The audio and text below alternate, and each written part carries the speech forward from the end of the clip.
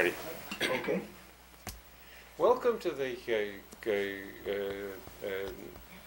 Computer Security Seminar from Purdue University.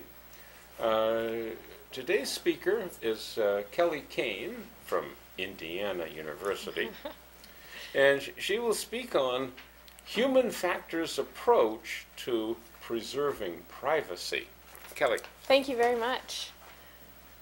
So I'm not sure that this is going to be exactly the same as some of the other talks that you may have heard earlier. My background is in psychology. I'm trained as a psychologist, so I come to the problem of security and privacy from a slightly different perspective, but I hope that you all will find that useful today. One of the things that I'm really interested in is understanding everyday privacy behaviors.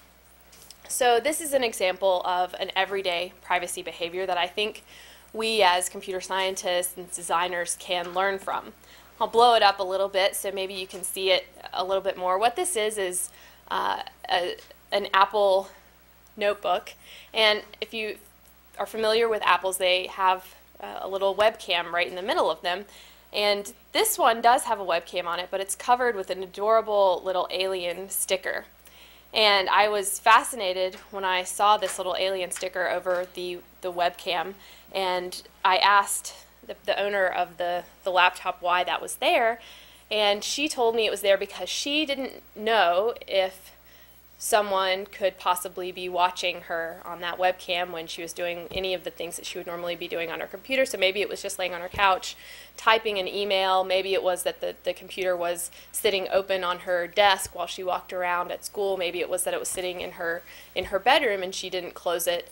But at any rate, she was worried enough about this idea that somebody could potentially be watching it, even if she turned it off using whatever mechanism on the computer that you can use to turn it off. She was worried that somebody still might be able to get in there and see her.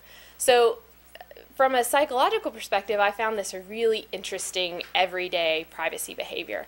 And so I think that these are the kinds of things that we can learn from and potentially can have implications for security research. So today I'll be talking about everyday privacy behaviors. I've given you sort of some of the reasons why I'm interested in everyday privacy behaviors. I'll talk about a study that I did as part of my dissertation on everyday privacy behaviors. I'll talk about some of the results in terms of design that came out of that study, and also some of the theoretical implications. So another area that I'm interested in is how we can apply these sorts of findings to theories of privacy. Then I'll talk about critical misclosure incidents. Misclosure is a term I've coined to describe a particular error in disclosure, and I'll outline that later during the talk. And then a study that I did of critical misclosure incidents, and I think this is something that will probably make sense to you when I start talking about it, and you'll probably all think, oh, okay, I've done that before, I know what she's talking about. Then I'll talk about some design implications, really very basic things that can be done to prevent misclosures, and also how that the idea of misclosure applies to theory. So why is it important to understand behavior? From my perspective, which is, as I mentioned, a psychological perspective, this is how we understand privacy at a user level, right? If we understand what people mean when they talk about privacy, we have a much better idea about how we can design for privacy. It's also complementary to other approaches, such as security approaches and policy approaches, and which can potentially inform each other. So the questions I'm going to be talking about in the research study that I'll be presenting is, what are users' everyday privacy behaviors? So what are the kinds of things that people are already doing to manage their privacy day to day? Do those behaviors differ across age? So I was interested in younger and older adult populations. And do the behaviors differ across groupings or types of technologies?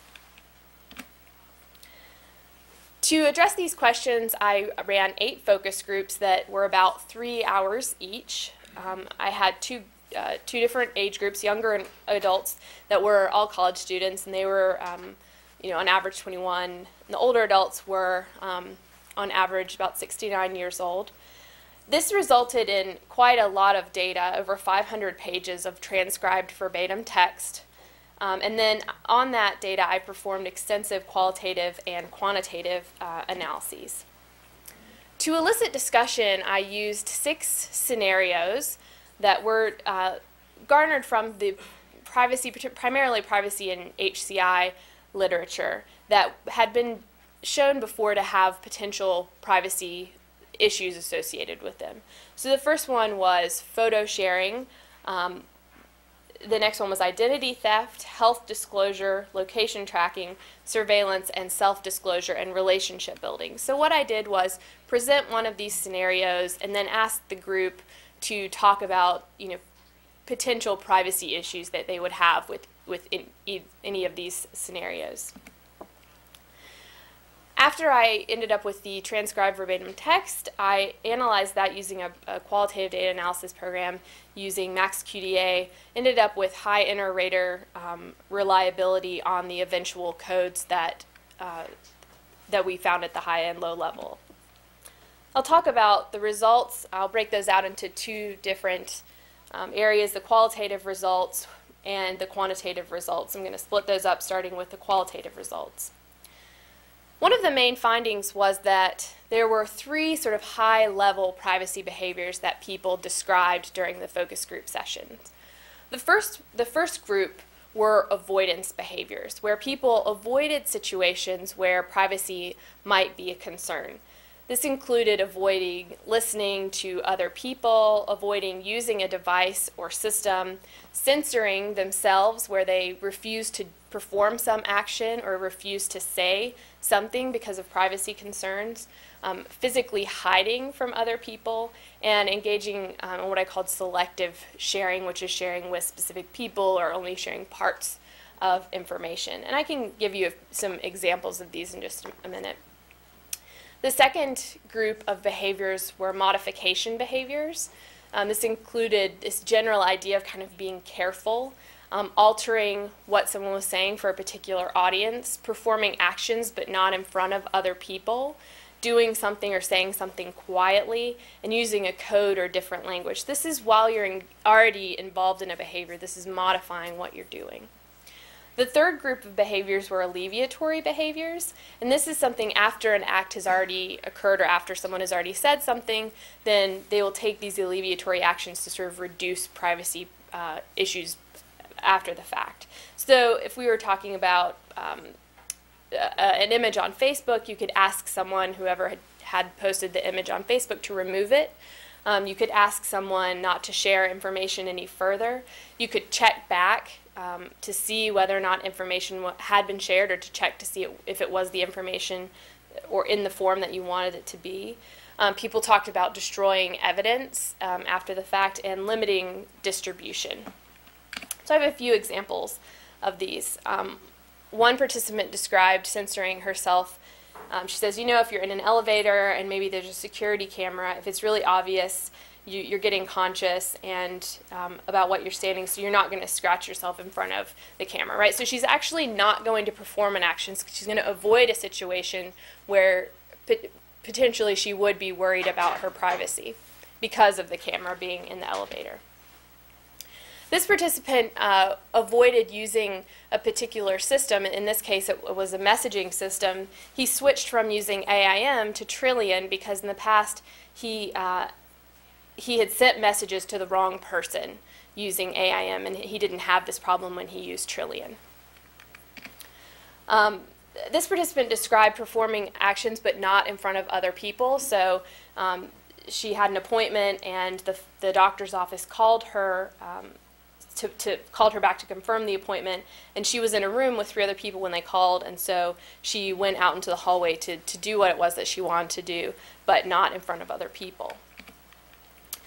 Being vague was something that was a recurring theme. People sometimes just said, I'll be vague if I'm talking about something that has particular privacy implications.